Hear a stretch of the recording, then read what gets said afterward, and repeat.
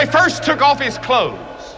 Then they took long leather thongs with steel pellets or lead pellets on the end and beat him across the back until he could hardly stand up. Then they put a crown of thorns on his brow and his face was bleeding. And they laughed at him and they spit on him and they mocked him. And with one snap of his finger, 72,000 angels had already drawn their swords ready to come to his rescue and wipe this planet out of existence in the universe. And Jesus said, no, to this end was I born. He wasn't just another revolutionary. He wasn't just another hippie. He was not just another great man. He was God in the flesh. And oh, the ethics that he taught. Never a man spake like that man. When you get hit on one side, he says, turn the other cheek. He never said what to do after that. But he did say, forgive 70 times 7. Count that up. Jesus taught that we're to forgive.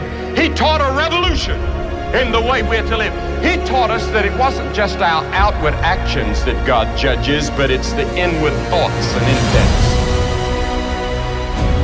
And he dragged and lifted and hauled that cross.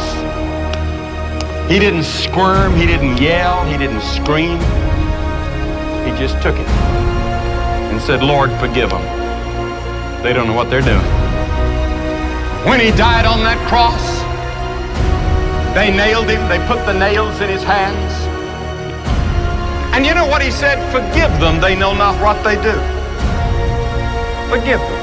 Could you forgive somebody that's putting nails in your hands and you know you didn't deserve it? Then look at the death he died. Did ever a man die like Jesus? The lightning flashed and the thunder roared and the earth began to shake. And even the soldiers confessed that this must be the Son of God. Anyone that can see Jesus on that cross and not be touched has a heart of stone.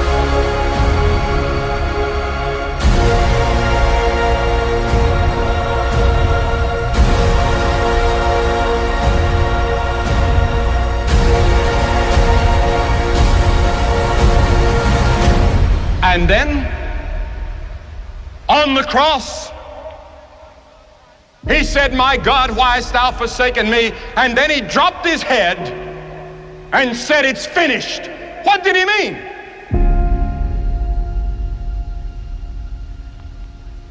He meant your plan of salvation was finished. God can now forgive you of all your sins because Jesus had finished God's plan for your salvation. Because you see, God knows every one of you by name. He has the hairs of your head numbered.